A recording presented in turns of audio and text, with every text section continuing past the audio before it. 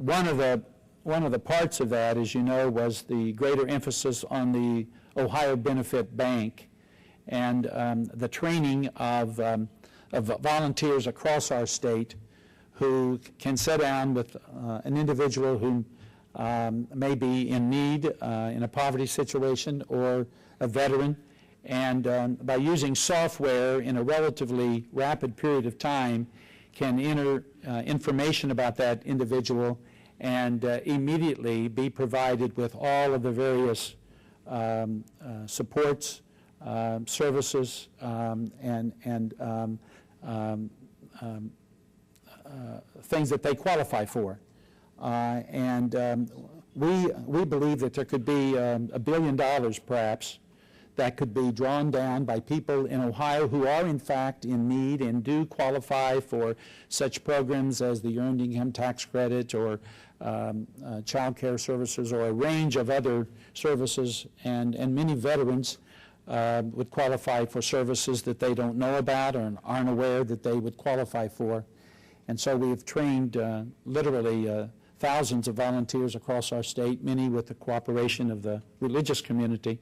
So that's one of the initial things that we've done to try to make sure that we are doing what we can to meet the needs of the individuals who are in greatest need in our state. And the Anti-Poverty Task Force is continuing its work through our Office of Community and Faith-Based Initiatives. And I applaud all those who have contributed their time and talents and insights as we pursue this effort.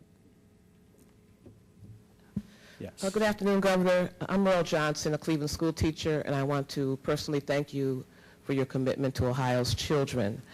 My question is, we've heard about the 61 line item vetoes. Can you tell us about a couple that you were happiest to make and a couple that you were most reluctant to make? Well, I'll tell you about one that I was very happy to make. Over the years, the governor's residence that I have the privilege of living in for a short period of time has been served by young men from our penal institution. And I think that program was started under Governor Jim Rhodes. It was continued by Governor Celeste. It was continued by Governor Voinovich, and it was continued by Governor Taft. And these young men come to the house. They do painting and repairing. They take care of the garden that Hope Taft established, the Heritage Garden. And when I became governor, there was a paid chef at the governor's residence, and that person retired shortly after I became governor, and we found one of the inmates who is now cooking for us, but not so much for us, but for all of the activities that take place. And for some reason that is difficult to understand, there were individuals in the Senate who put an amendment in this budget prohibiting the continued use of such work at the governor's residency.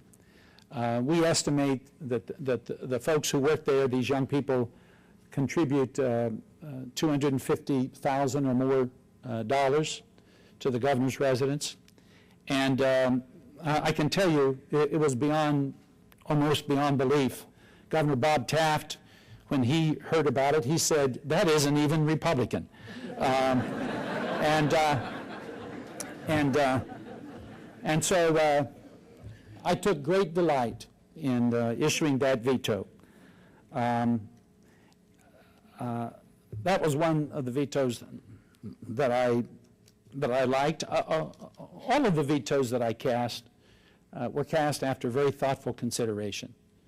For example, there was an amendment put in the budget late dealing with tax policy. Now, I made reference earlier in my speech about the tax reform that Governor Taft and the legislature passed before I became governor.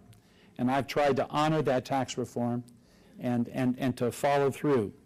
And late in this budget process, an amendment was put in the budget that would have deprived me as governor, or deprived our general revenue fund on a permanent basis of CAT tax that is currently going to our schools.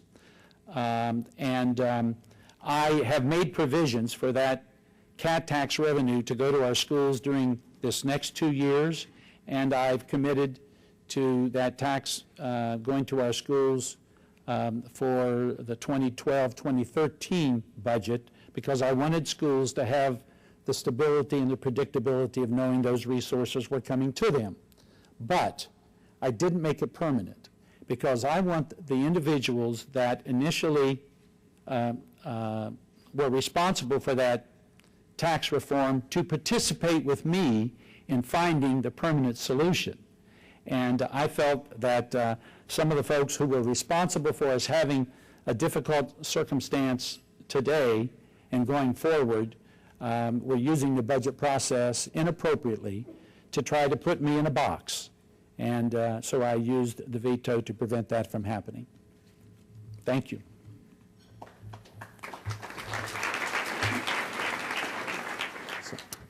Governor, I know you're supportive of Ohio's third frontier. I know you're supportive of Ohio's third frontier, and I know that the education reforms you've proposed will help to educate the students that will be working in these technology jobs that many are working hard to create. You didn't comment on the Ohio third frontier, so I'm hoping that you could at least comment, Yes. knowing that it needs to be renewed. Could you please comment on that? Yes. Thank you. I'm very supportive of Ohio's Third Frontier program. I would like to see it on the ballot this fall. In order to do that, the legislature would have to pass the enabling legislation by August the 5th. I am fully prepared to call the legislature back into session if we can get that accomplished, but it's going to take cooperation. And I and Speaker Butish have been urging for a period of months the leadership in the Ohio Senate to join with us in coming together and working so that we could have the Third Frontier renewal on the ballot this fall. The cooperation was very late in coming, and it has been, up to this point, not terribly robust, if you know what I mean. And there are only a few days remaining for us to get this done. But I still remain hopeful that that we could come back into session and do the enabling legislation that would enable us to get this on the ballot this fall. I certainly hope that can be accomplished, and I thank you for your question. By the way, I have two people here today. A lot of folks I could recognize, but one is Deborah Delisle, our new Superintendent of Public Instruction. Many of you know Deborah. She was a superintendent in the Cleveland area. And Deborah, thank you. Deborah is a breath of fresh air and is providing wonderful leadership for our public schools. And then I have my friend, my Lieutenant Governor, and U.S. Senate candidate Lee Fisher with me today. Lee, would you stand?